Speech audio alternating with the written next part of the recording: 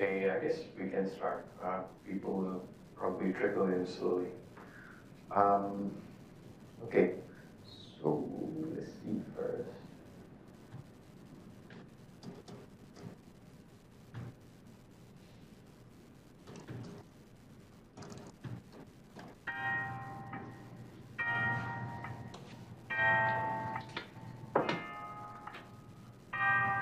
Do you know what this is? No? Not the song, what we're looking at. Oh, So let's skip forward. I couldn't find a better song. So what's happening? Do you know? I guess it's based on what we did last class. Is this a representation of the different frequencies? Yeah, you know, whenever you listen to music and you have an equalizer like this, it's basically taking an FFT and showing you the Fourier coefficient or the different frequencies. Okay? And we can see that happening here. In the beginning, when we have, you know, sort of high frequency dings, only one part of the spectrum is active. There's no bass. Right? But as we switch to bass, there's quite a lot of bass, okay, compared to the high frequency parts. So that's exactly what these things do. They break up the signal into sines and cosines, and they show you which frequencies have more power. Okay. Did you know about this? No? You never wondered what's happening behind the equalizer? For instance.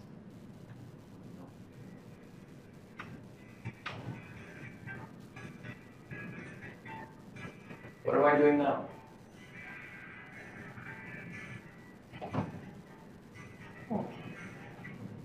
Guess you're. Is that the gain, the right word for that? Yeah, I've set the gain for different frequencies, some of them to 0, some of them are non-zero. So the low frequencies, this is 32 or 64 hertz. I've basically killed them. So now the sound will be very tinny. Maybe you can hear it.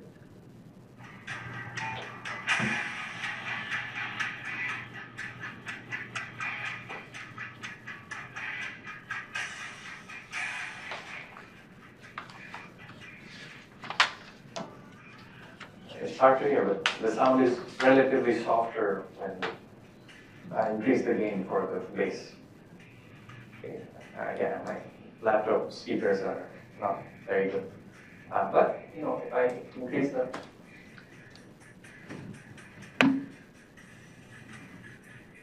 Is that adjusting like a logarithmic range between those set frequencies? yeah, so it's in decibels, right? And decibel is a logarithmic feature. So yeah, I mean, you can see here the sound change. So yeah, anytime you tune these things, that's what you're doing. You're saying, I like this frequency more than these other frequencies. I like bass, so I will bump up the low frequency gains. Okay, so everything we have discussed in terms of FFTs, they are used all the time, all over the place. Today, let's see, I'll show you a bit more, I'll talk a bit more about how FFT is used for data compression. And then we will start looking at how it's used for solving differential equations. Okay? And again, there's advantages and disadvantages. So, data compression. Let's go back to the example we were looking at last time. We had a sine 10x plus sine something. So let's make this, let's see, 50. 50 will be good. No, it will not be good here. So now it will be good.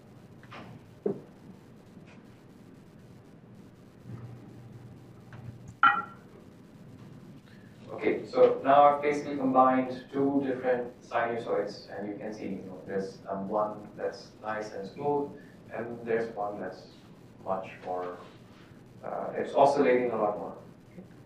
But what I can do now is, if I talk about data compression, the question is always, what is important, what is not important, okay?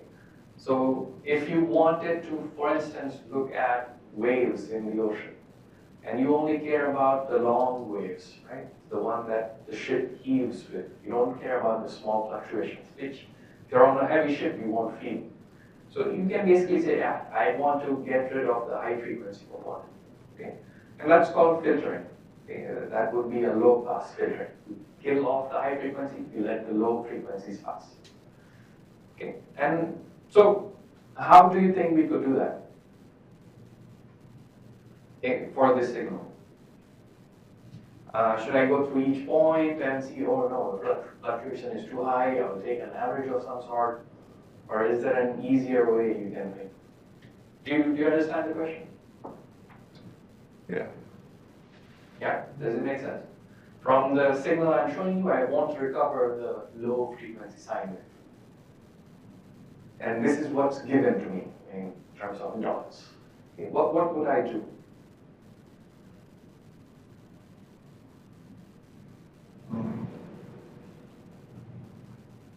Take an FFT of the signal and only look at a certain frequency range.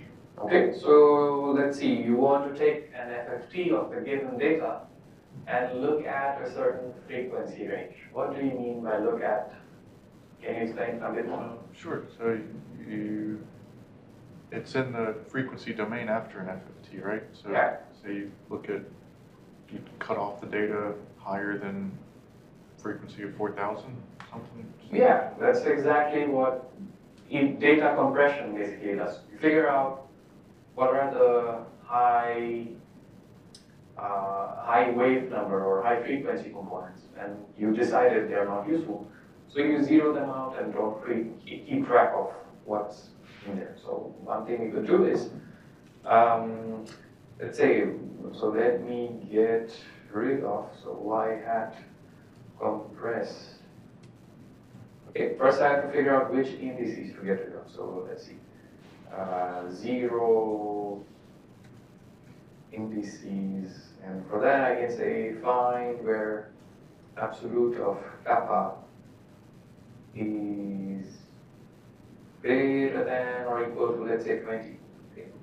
So we have a 10, kappa equal 10 signal, kappa equal 50 signal, and we want to get rid of the high frequency. So let's do that, and then we will say those terms should be set to 0. There are some non-zero value right now, and they should be set to 0. And if I plot, okay, what should I plot?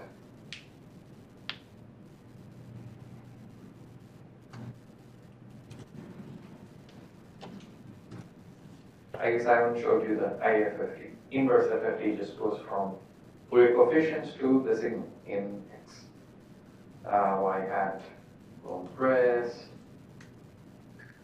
Okay, and then if I plot my compress, plot with the red, let's see what happens. Okay,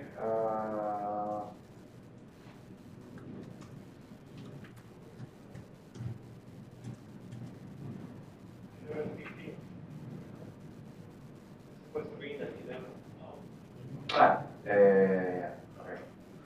Press Y hat. So first I will copy my existing Y hat and then I will remove it. But now everything is 0. That doesn't make sense.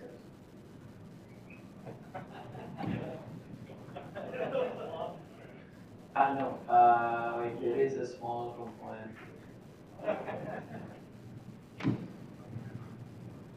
Let me get rid of this.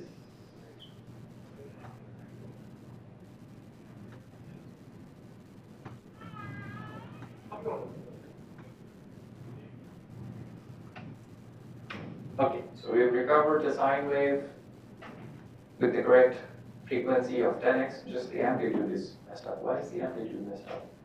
Oh, right, because I've said divide by n here, right? So let me do that again. Okay, perfect.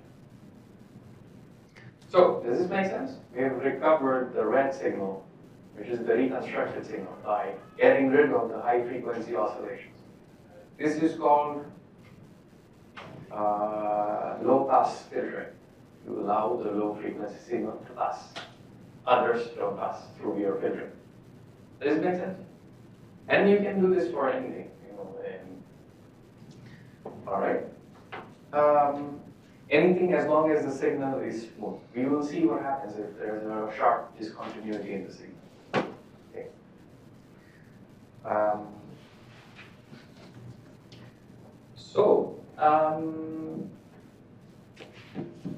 We were talking about, right, so I said you can compress data this way, by filtering out unnecessary high frequency components.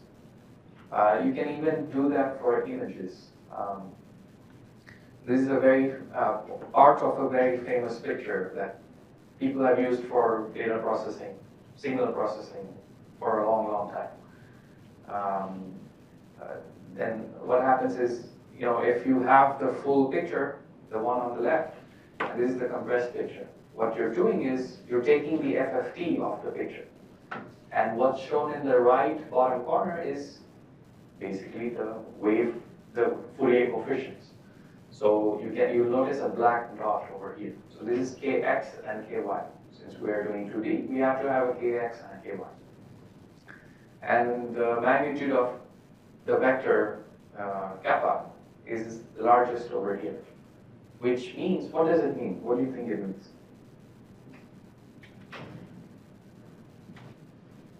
Can you relate this to the 1D thing that we were looking at when we plot y hat as a function of kappa?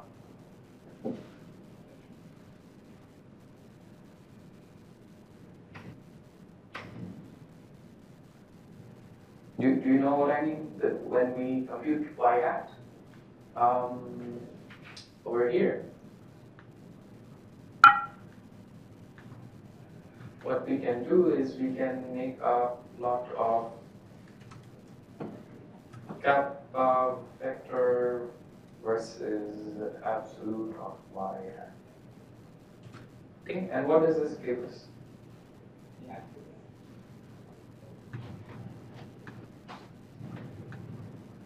What are these? Do you remember?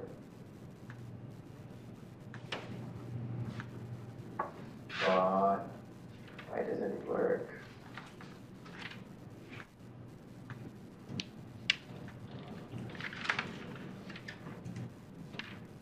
Okay, that's better. So, do you remember what we're plotting here?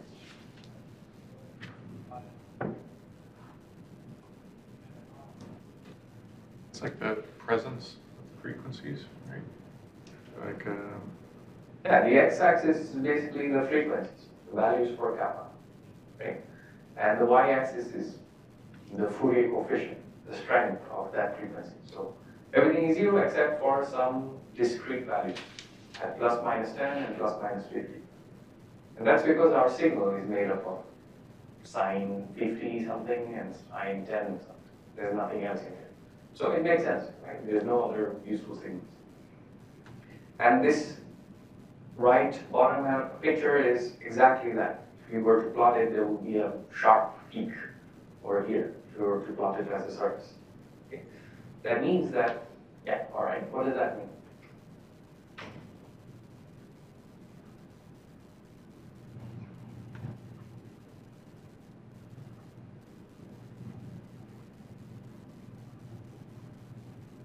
This is basically equivalent to the 1D part we had for kappa versus y hat. And that plot was showing us what? For certain frequencies, only certain frequencies are important in that 1D signal. So what do you think this picture is telling us? what shade of gray is important? Actually, no. So the grayscale image, each pixel has a value between 0 and 255. If the value is 0, you have a white pixel. The value is 255, you have a black pixel. The other way around. 0 is black and 255 is white. Okay? And anything in between looks like gray. Okay? So it's basically that matrix, and you take the FFT in X and in Y. And if we had, let's say, cosine or sine in X, and we colored it with these grayscale values, we would just have a band that smoothly goes from being black to slowly gray, then completely white, then back to black again. That would be a sine wave, full sine wave. Right? So the FFT doesn't care. You give it data as long as we are under the assumption that this is mirrored. No, not mirrored. This is periodic. So this is an infinite array of these images on the x-axis and on the y-axis. That's why we can take an FFT. There's ways to work around that. We can take a cosine transform, but let's keep it simple for now. So yeah, it basically replicates the data and then computes the FFT. So the spectrum is basically telling you if you were to decompose this picture of the face into sines and cosines, I can do that, right? I can have many sines and cosines and superimpose to get back this picture. That's FFT. These are the kappa x and kappa y that are the most important. The dark values tell you that the magnitude of kappa x and kappa y is maximum over here. Okay, so those particular Fourier modes would be the most important for reconstructing this picture. If I asked you to compress this image, what would you do? I give you this power spectrum and I give you the original image. And I say, this image takes too much space on my hard drive. Okay? Do something to make that problem go away. What would you do?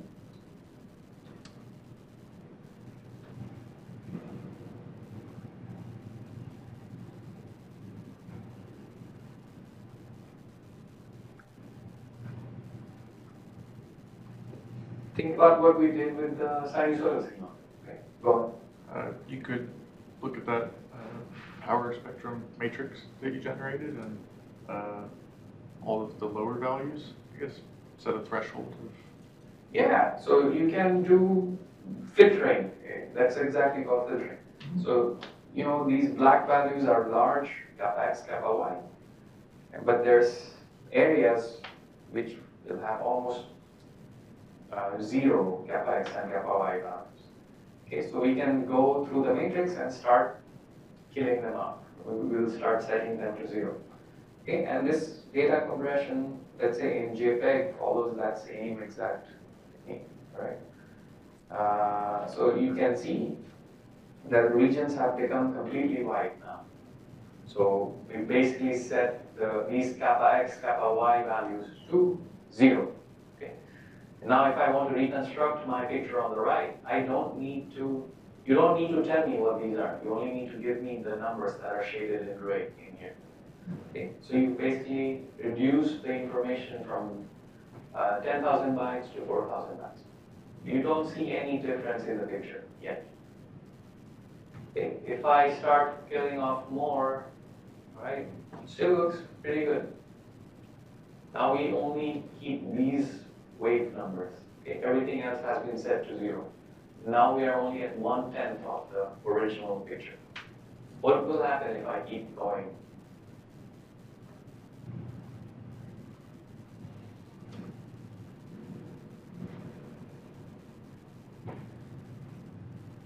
Look at grainier.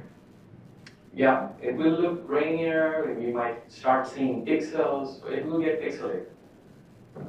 And the reason for that is now we will start removing information. We will start removing frequencies that are important in constructing this picture. Okay, so let's see. There, right? And you see how fast the image deteriorates, and that's because now we have we've started removing things that are important. And you can go much further. And now we basically have a law with just keeping one way from it. Okay. So this is what compression algorithms do. And the Fourier transform is exactly what's being used here. Right? So you can see that in many signals, there's high frequency components that we don't need necessarily. You will need it if you want to zoom in to the picture and see very fine level detail. But for most work we do, we're happy with low frequency components. Okay. So you always have to be careful. What do you need? What can you throw away? Does this make sense? So if I gave you the picture, you could do an image compression in MATLAB very quickly. Yeah. Okay. So yeah, you can basically, that's you basically coding up JPEG encoding. So there's nothing fancy in there. And yeah, you can save, instead of saving just one picture, we can save 10 pictures for the same cost by just filtering out the high frequency there. Okay. So that was all I wanted to tell you about compression and reconstruction. Let's start talking about derivatives.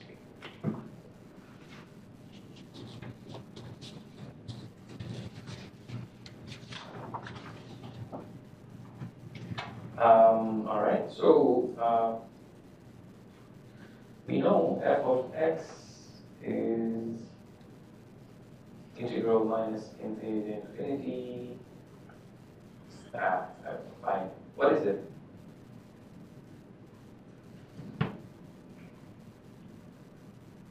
Right, and so that's the inverse transform. This is the inverse. You can see right? Yes. So this is the inverse FFT, or inverse Fourier transform.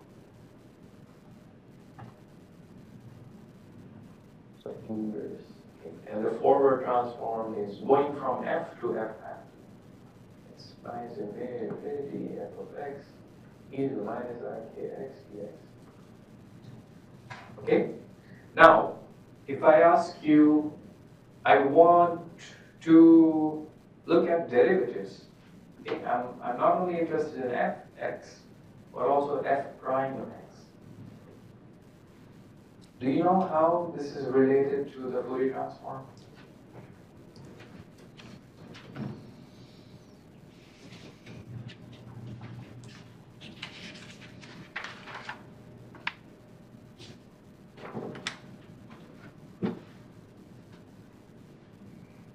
Have you seen this before? Not the relation. Okay. So what happens is it's a very, very useful relationship that says if you take the Fourier transform of the nth derivative, dnf of dxn, it's actually exactly equal to I kappa to power n hat kappa. Okay. Do you know, well, so what this means is if we know the Fourier coefficients of the original function, I can compute the Fourier coefficient of any derivative by just multiplying it by this very simple I kappa. Okay? So this is represented as f prime hat. F prime n. Okay, first derivative. First derivative. What is the first derivative? The IKF hat. Yeah, it's IKF hat. Okay. And second derivative?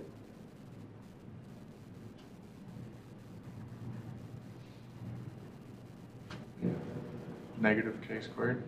Yeah, let's write it out. IK squared f hat kappa, which is minus k squared f hat kappa. Okay, Then you can go to an infinite number of derivatives. The same formula applies. I(k) to the n f hat. And this is a very, very useful relationship. Okay? Let's see. Do you believe this? This seems to be too good to be true, right? But we can actually derive this very, very easily. If we take the derivative of this thing, let's see. So let's take the derivative of x, a. Let's take the derivative of a with respect to x. Okay, so what we get is del f hat with x, which is basically saying we are taking f prime x and taking the Fourier transform of that, is del of del x minus infinity to infinity. What did I write? Wait. This is not a. This is, I'm sorry, I messed it up. So this. Let's call this alpha. So alpha is the first equation where we have f of x in terms of f hat, right? That's the inverse Fourier transform. So let's take the derivative of alpha.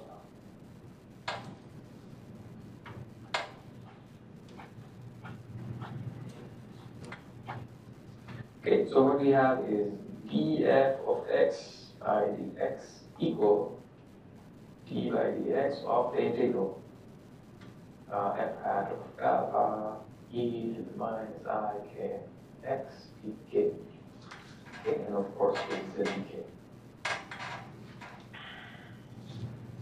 Okay, so sorry about the mess up, but this makes sense, right? Fx is the integral inside, which is just going from the Fourier coefficients back to f, and I just took the derivative in x on both sides. Okay, what should I do now?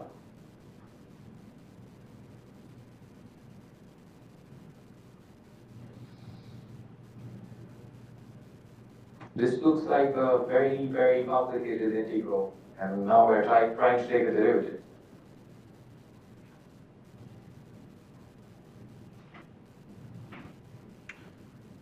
Integral by parts. Okay, you want me to integrate by parts, right? Is there something simpler you can think of? Something simpler? Yeah, Okay. just to evaluate the right hand side.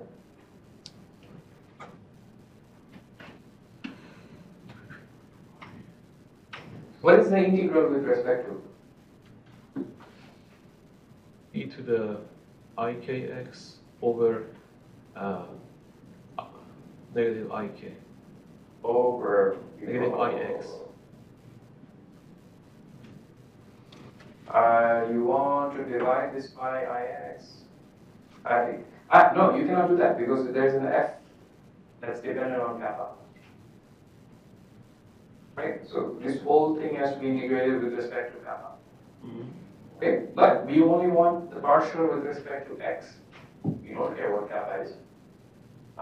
That's what partial differentiation is. You ignore all the other variables. So we will take this inside, and what will we get?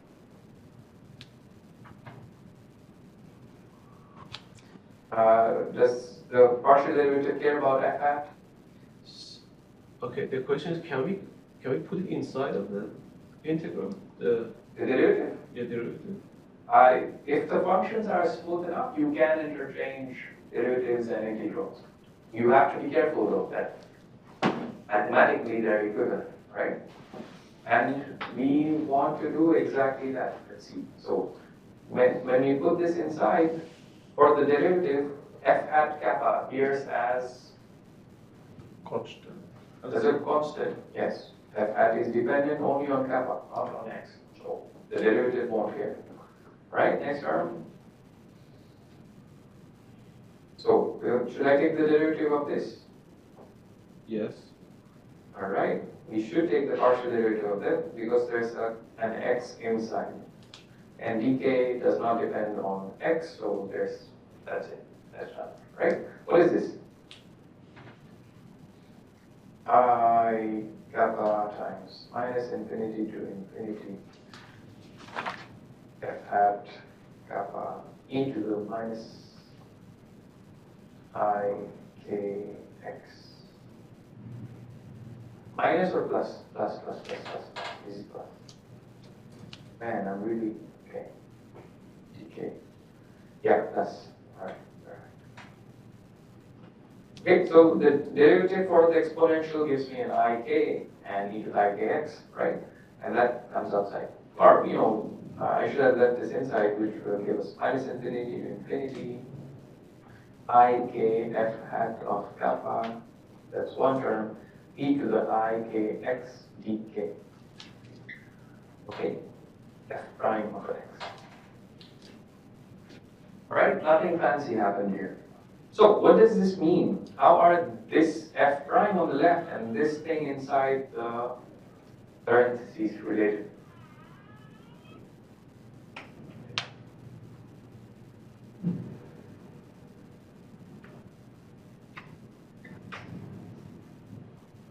So if you ignore the big term inside the parentheses, what does the integral give us? Minus infinity to infinity, in fact, ikx dk. What does this usually give us? Is the Fourier transform, inverse Fourier transform? It's one of them. Which one? The inverse? It's the inverse Fourier transform, which means whatever is in here represents The function being transformed? yeah, it represents basically the Fourier coefficients of whatever's on the left-hand side. Right? See, over here, whatever's on the left-hand side, the function over here represents its Fourier coefficient. So, whatever's on the left-hand side, this is the Fourier coefficient. Okay, so that's the answer. So, which means Fourier coefficients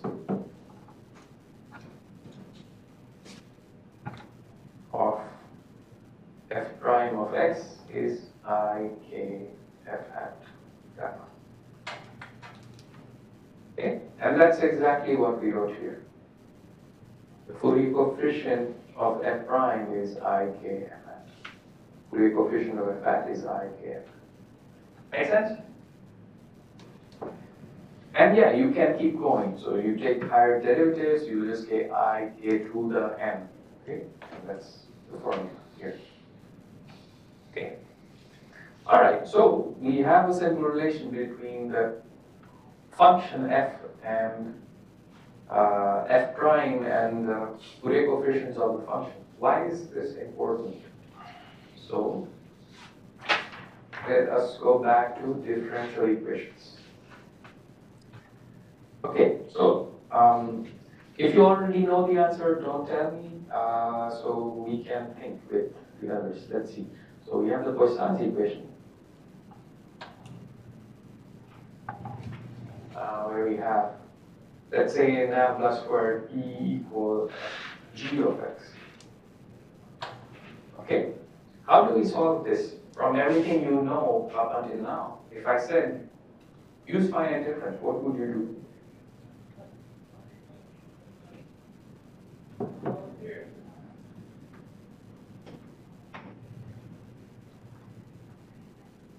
So we expand it and then discretize it.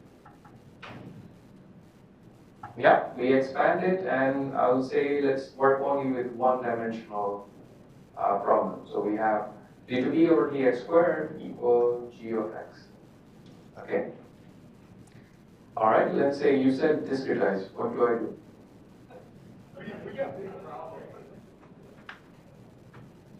So then pi plus 1 minus 2 pi plus 2 pi minus 1 over delta x squared.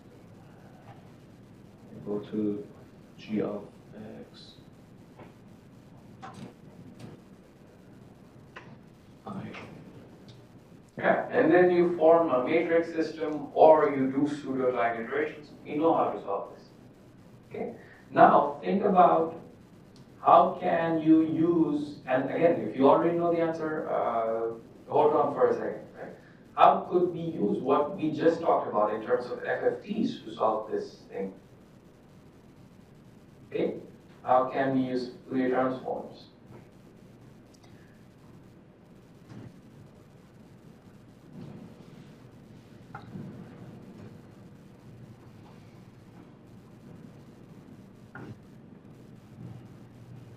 To solve this differential equation.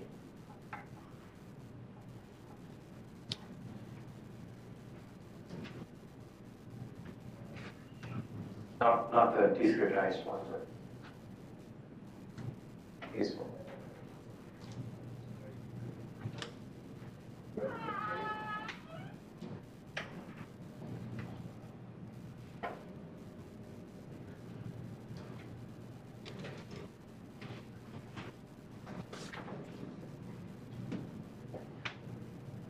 We take the Fourier transform of both sides.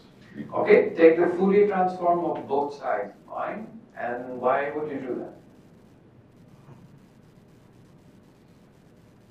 that? Since we can take the second derivative, it's just times ik squared of p of x. Yeah, the second derivative in real space becomes just a multiplication with some numbers in Fourier space.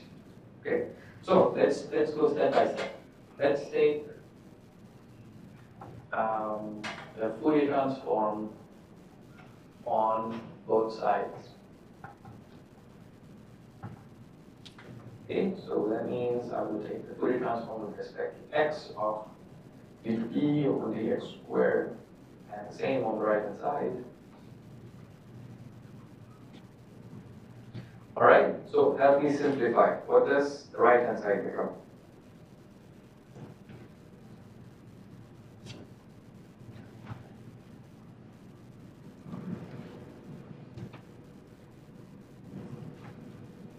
Ik squared p hat. The right hand side? Oh, right hand side, sorry. Yeah. G hat G hat of kappa. of kappa, yes. And you were saying Ik squared ik whole squared p hat. of, Do you still use the same yeah, variable, kappa?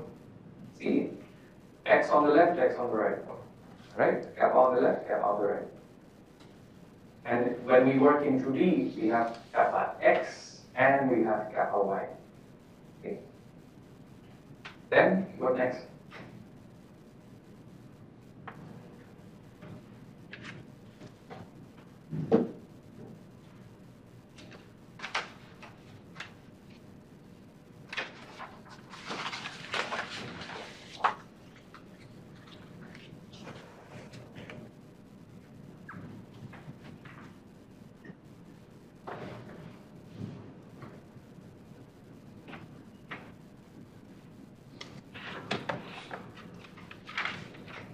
I can tell you the simple step is it's negative k kappa squared. What is it?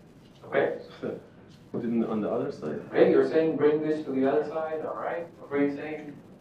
I was going to say take the inverse Fourier transform, but If you take the inverse Fourier transform, you'll just get back where we came from, right? We just go back to being second derivative, just go back to being g, right? So let's try what you mentioned, right? So let's see, we have p hat kappa equals g hat kappa divided by minus kappa squared. Okay? What is the left hand side? What is p hat?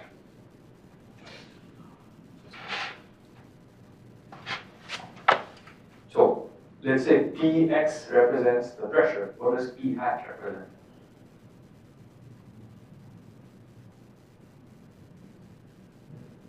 It's the Fourier coefficients, right? And if I tell you the Fourier coefficients of a given function is this, how do you recover the function?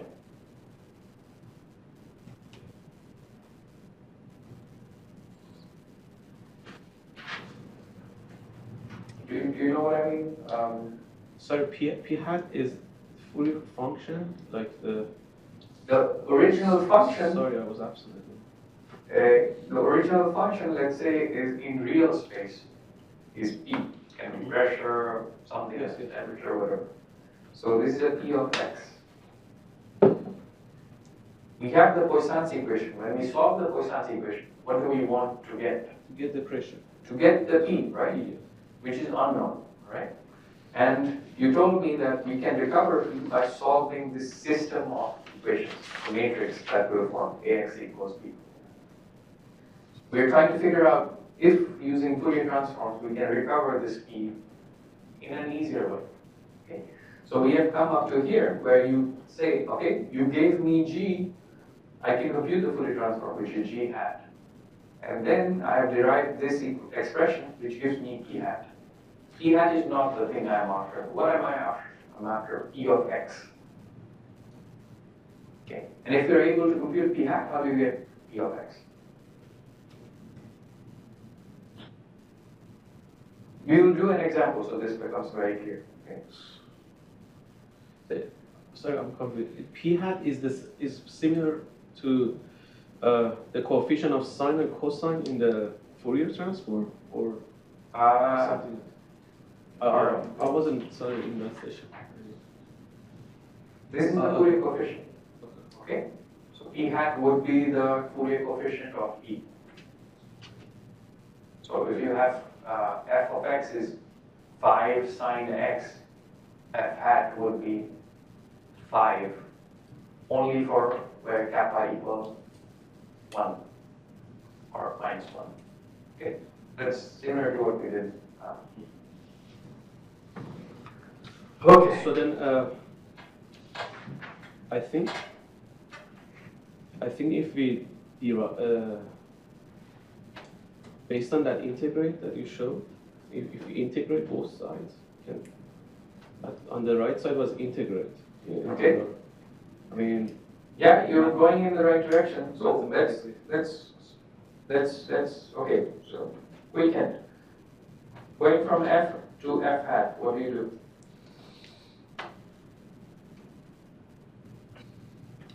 From f to f hat, we integral both sides. In terms of Fourier transform, doing it on the computer. Fx equals sine x, right? How did we get f hat? FFT of? Yeah, you take the FFT. How do you go from f hat kappa to f of x? Inverse FFT. You take the inverse FFT. Right? This f hat kappa is the same as what we were talking about yesterday. Plus 5i over 2 minus 5i over 2. And we can reconstruct the function in x by taking the inverse FFT. Okay, now you've managed to compute p hat, or you get px, inverse FFT. Okay, so p of x will basically be the f inverse of p hat kappa, which you have computed to be g hat kappa over minus k squared. Does this make sense? Okay, let's do an example, so maybe it will be clear. So let's say, what should we say? T2p over dx squared equals g of x is given to me, right? And that's exactly what happens in numerics. You know the second derivative, you're trying to compute the function, p. All right? So let's say this is given to me to be 10 sine 2x.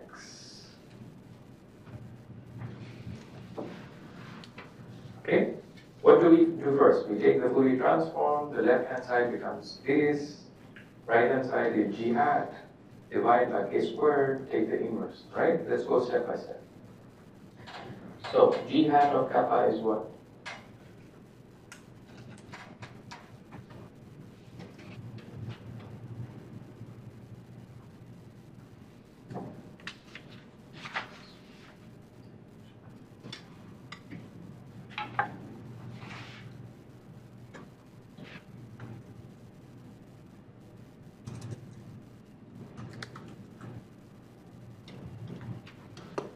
let's recall from last time. So x is something between 0 to 2 pi, and let's say this, my g is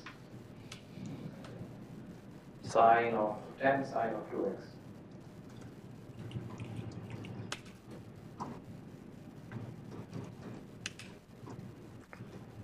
Okay, let's get rid of that, let's get rid of all of that.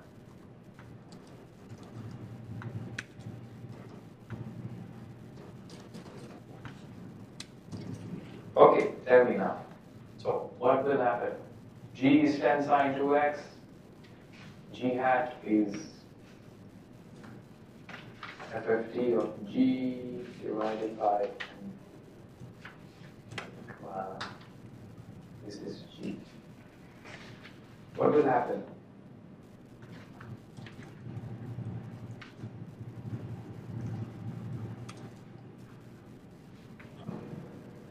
G hat of 2 will be 10, will be 0 elsewhere.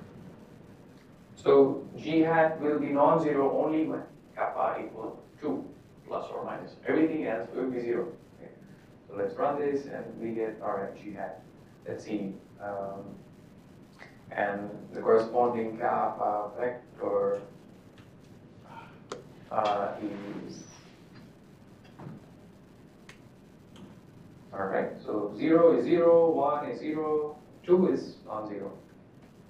Okay, exactly what you said. Okay, so minus 5i. Alright, perfect. Let's switch back to the camera. Let's see, g hat is minus 5i for kappa equal 2 plus 5i for kappa equal minus 2, and it's 0 for all other kappa. Okay, do you remember now roughly what we're doing? Okay, so we know g hat, right? How do we get p hat?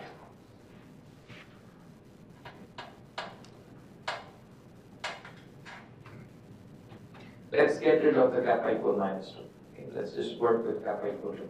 So this will be minus 10.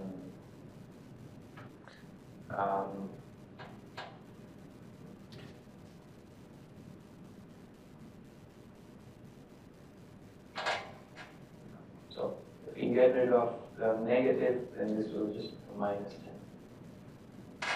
Okay. All right. So p hat will be,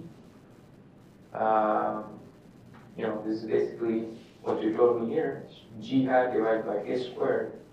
So it's g hat kappa divided by minus k squared. Okay. Which becomes minus 10i over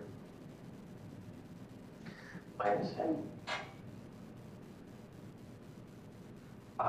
Yes, minus 10i over what? It's negative 2 squared. Negative 2 squared, so minus 4.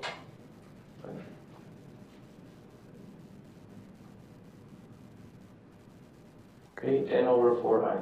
Alright, let's leave it like that. Alright, I have p hat. How do I get p? Inverse Fourier transform. Yeah, so then you say only for kappa equal to 2. Right? Everybody else is 0. Okay, so p of x equal inverse transform of p hat, which if we write as a summation goes from minus infinity to infinity, but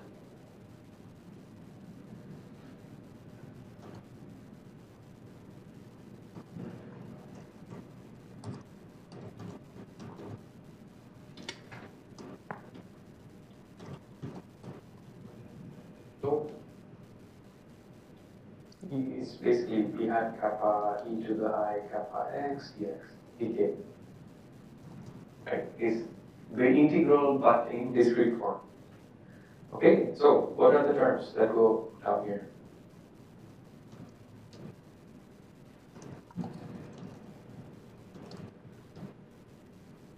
Since P hat is 0 everywhere except capital. Yeah, so 0, 0, 0 plus 10 over 4i. Yeah, then E to the I 10 over 4x. yeah, which is e to the cosine of 2x plus I sine 2x, right? K equal to, right?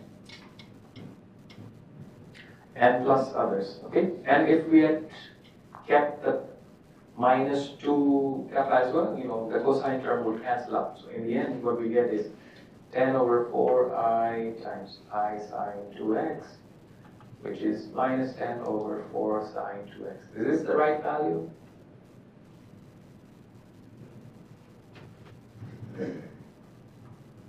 I mean, if we know the function, right, d2p over dx squared is 10 sine 2x. You could recover px by integrating twice. Okay? So, d2p over dx squared is 10 sine 2x, which implies dp by dx is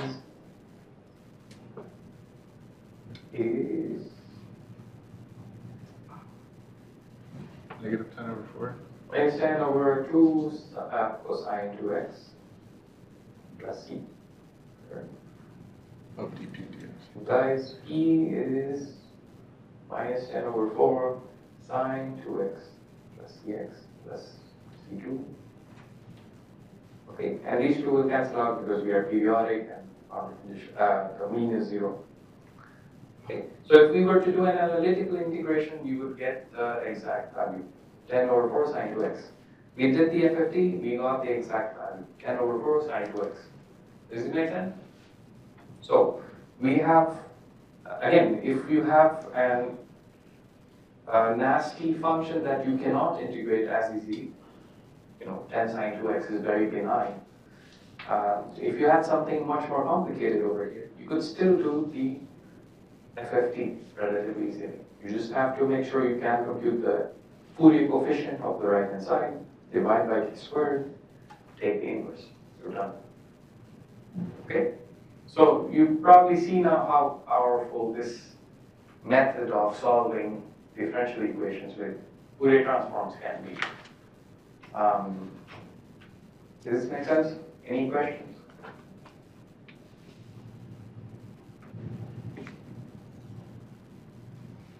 So, do you want to do an example, or is this very clear? Let's do a quick example, okay? It always helps. So, let's go back to our g hat here. So, g is 10 sine 2x, right? Let's stick with that. Okay, then what should I do? What should I do? P hat. P hat. P hat is equal to what?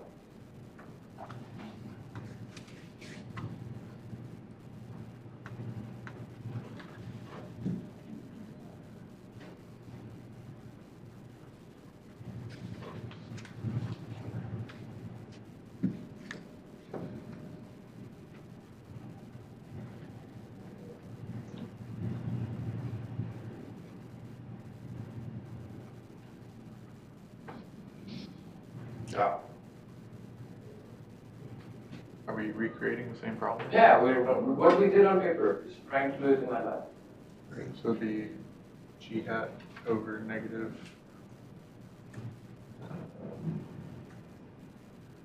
Guys, come please. Vectors. Okay.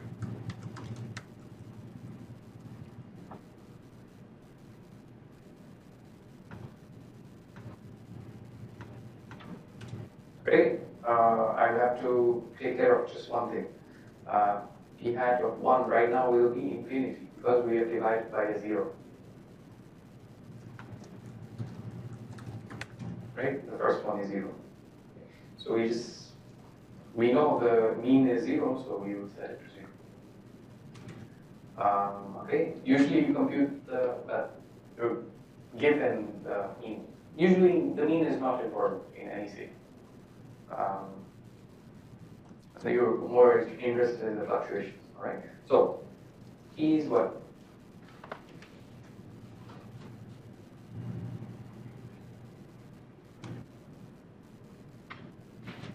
Yes. Inverse transfer. IFFT of Okay. And then we said the analytical was, we derived it to be minus 10 divided by 4 times sine of 2 times x. Okay. So let's see if that works. You plot x comma p that we recovered with FFT and analytical.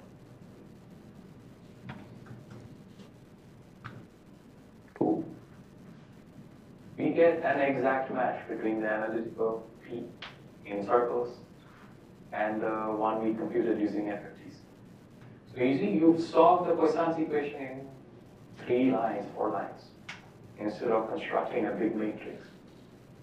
Okay. This is very, very useful. Does this make sense?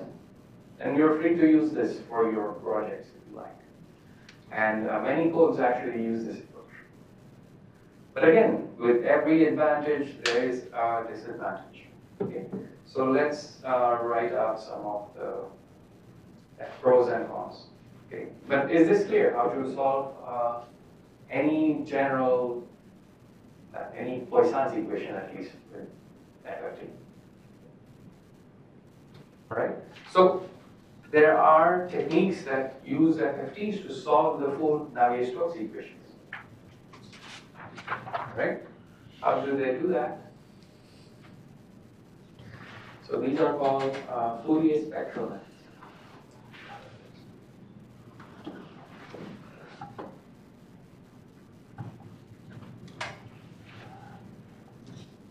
All right, we have the momentum equation, which is u by dt.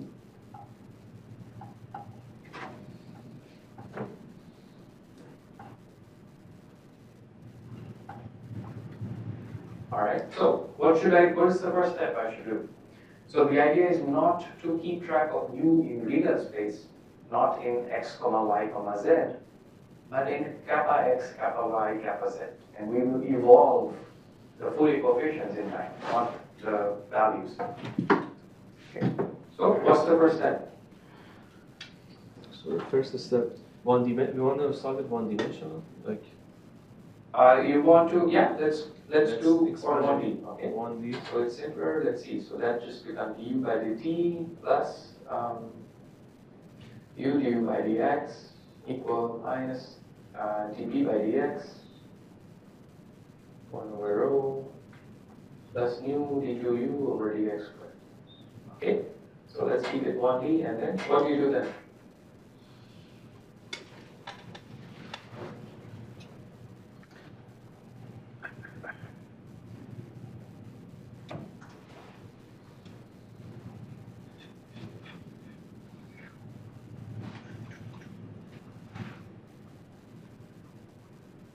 We're talking about Fourier space. So first we should go to Fourier space. How do we go to Fourier space? Take both side Fourier transform. Take the Fourier transform, right? So yeah, let's take the Fourier transform. F of x. Okay? So with respect to x, so the u becomes what? The partial with respect to time, does it change or not? No. No, yeah. So partial with respect to time will not change because we're taking Fourier transform with respect to x. So the inside will become what? U changes to? U hat. Yeah, so this was u of x, everywhere. Everything is a function of x. Now it's a u hat of kappa. Okay? The second term is the same. You take the Fourier transform. What's the first term on the right hand side? Let's assume the rho is constant, not dependent on x. So what does this term become?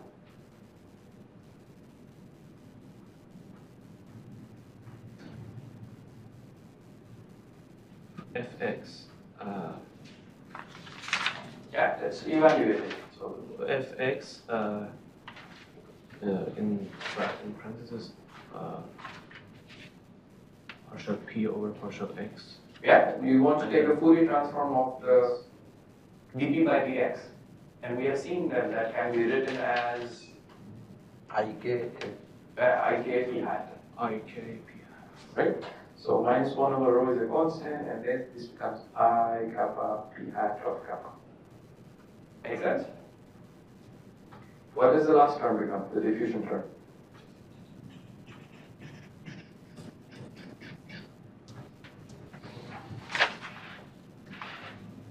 Minus K square. Mm-hmm. So we have a nu, and we have a, as you said, ik squared u hat of kappa, right? So simplified, this just becomes du hat by dt plus f of x u du by dx was minus ik over rho p hat kappa plus, no, minus nu k squared u hat of kappa. Okay. So things have not changed drastically, but you see all the partial derivatives in x have disappeared except for in here. Okay. So at least we have progress somewhat. Instead of computing the partial derivatives, we can work with the Fourier coefficients. Okay. So what happens in here? Why have I not changed this? And now if you have dealt with Fourier methods before, you can help us understand what's going on in here.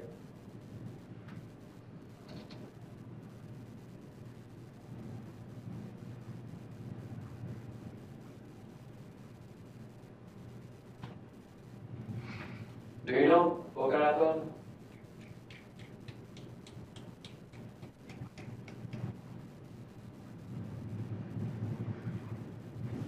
Did you get the question? Can you repeat the question?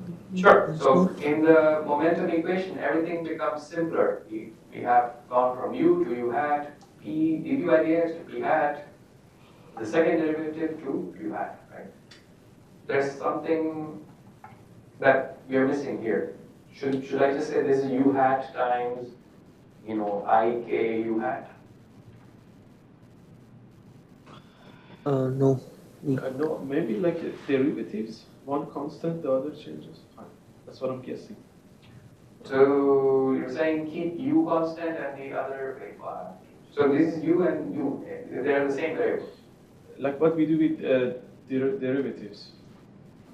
Derivatives of one times the other, and derivatives of other times to this first.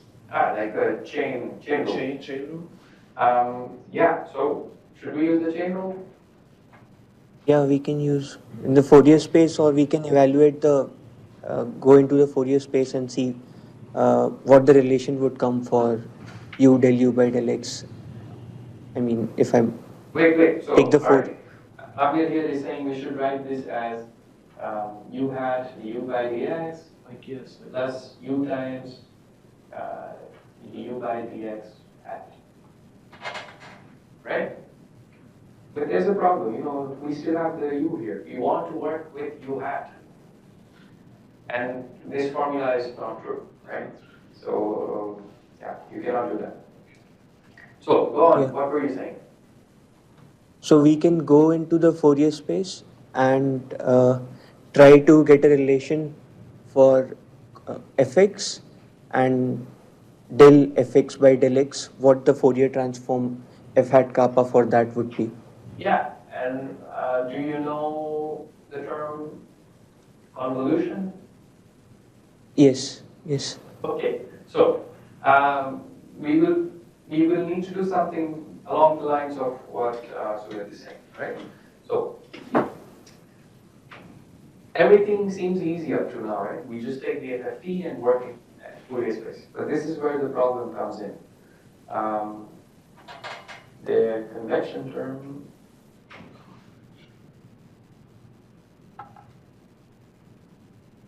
is problematic when working in Fourier space.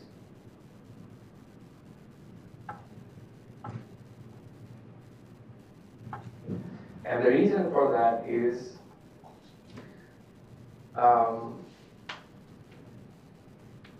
fx times gx in real space is easy, correct? You just take, for instance, if I give you vector f and vector g, you just multiply them element by element. Give me the answer.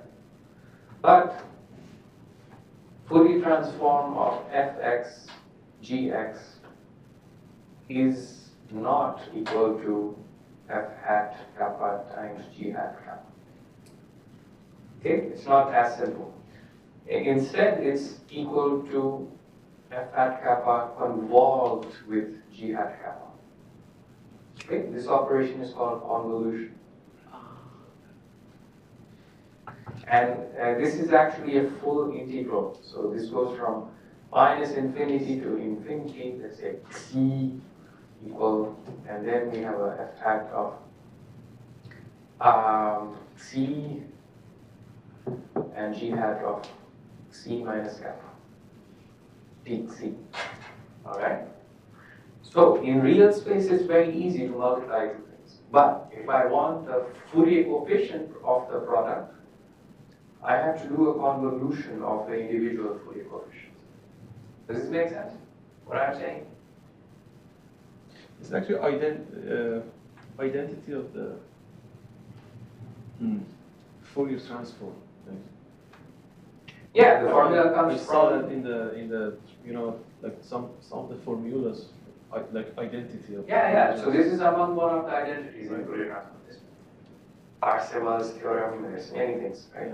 So multiplication in real space becomes convolution in Fourier space. You know, but this is also an advantage because convolution in real space becomes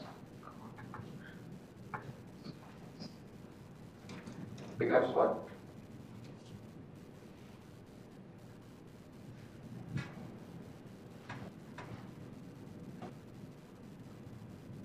It becomes a product, okay? It becomes a multiplication. Yeah, multiplication in Fourier space.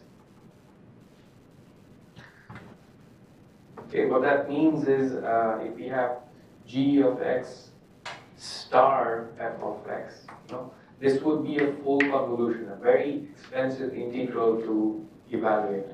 So this would go from, let's say, what should I say? C, alpha, let's say alpha.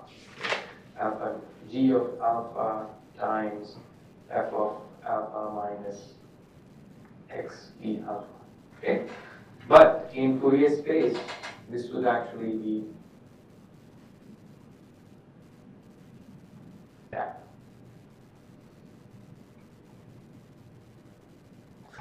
And this is as simple as doing g hat times f hat. Okay? And do any of you know what convolution means physically? Physically, conceptually, what does it mean?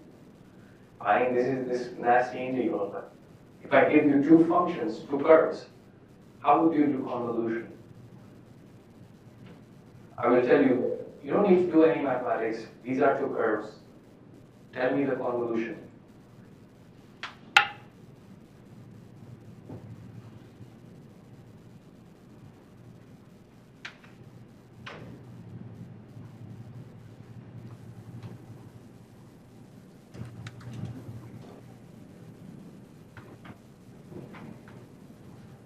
Okay, so what convolution means, these are my two functions. Yeah, go on.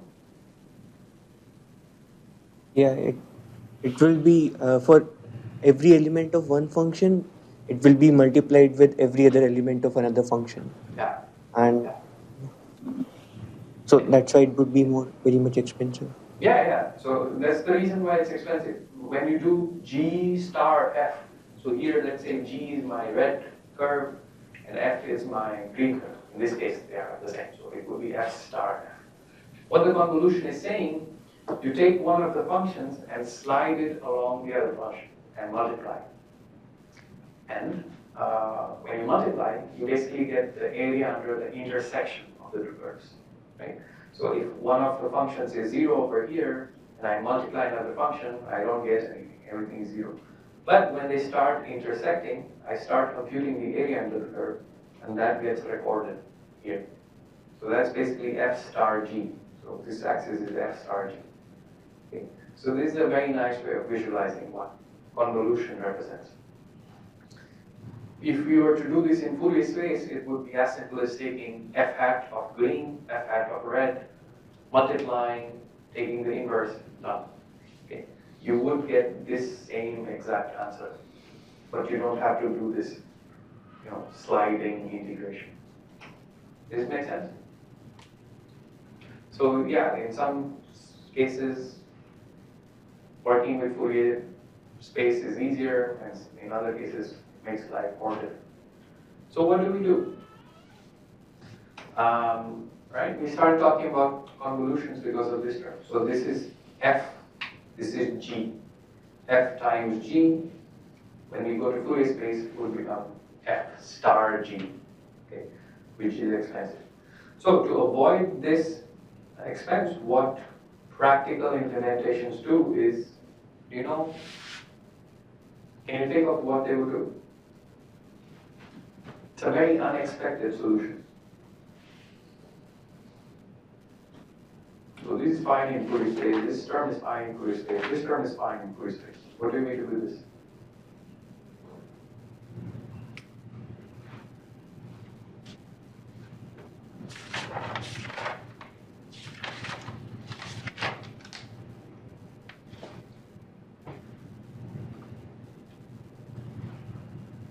Yeah, I mean, if you don't know, it's very difficult to imagine that people would do that. So people evaluate everything else in Fourier space, but for evaluating this term, they go to real space first, multiply these two things, and then they come back to Fourier space.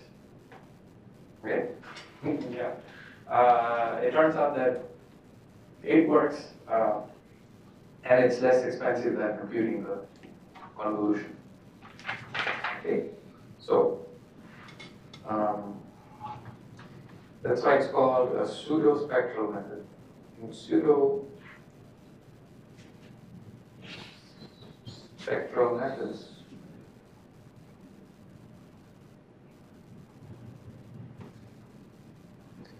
the convection term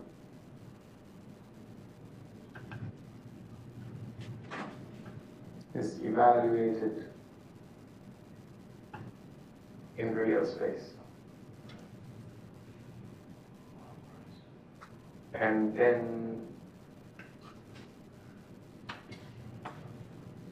the result of the product is changed back to Fourier space.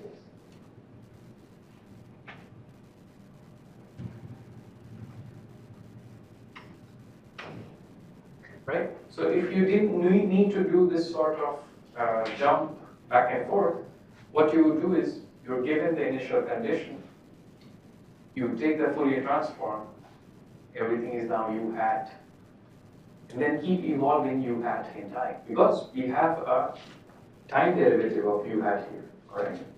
And at the end, when you're done, you would say, all right, everything is done, let me take the inverse FFT. Okay?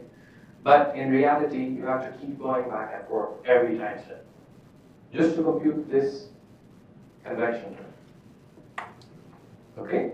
So in the end, what happens is, this is our equation. If we discretize it, what will we discretize? There's no more d by dx's. Okay? There's only a d by dt. So we don't need to worry about any partials in x, partial in y, partial in z. So the discretized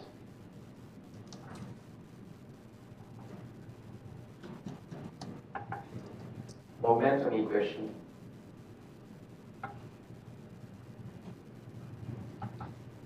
in Fourier space becomes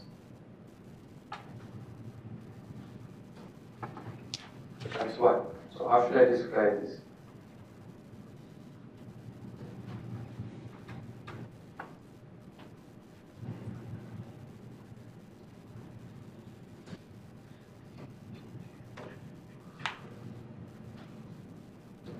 How to describe a time derivative?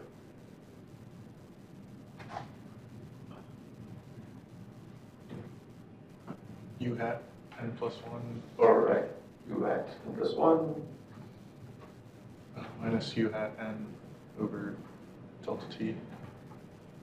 back. Or delta. Okay, and this is for a given kappa, right? And the other term, let's say, okay, so we know we will have to go to real space, compute, and then take the Fourier transform. So let's leave it as that. So this is fx u du by dx, and at n equal what?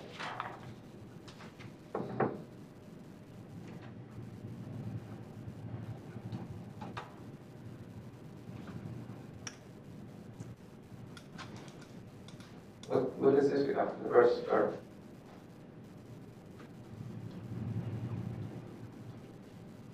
Yeah, it stays the same. There's no discretization. So it becomes minus I k over O. And this I is the complex I, not index. E hat of kappa n minus nu kappa squared u hat kappa n. Okay, and then you just proceed in time, proceed forward in time. One more thing, so we talked about this needs to be evaluated in real space, the product, but should we compute this using finite differences? We have 1 minute. We have 30 seconds.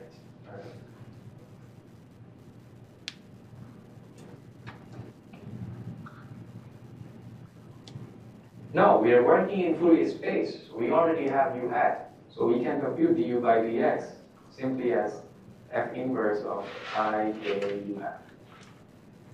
Correct? So, yeah. So you compute this inverse, you already have u hat, you compute the inverse of that, and multiply in real space. Done.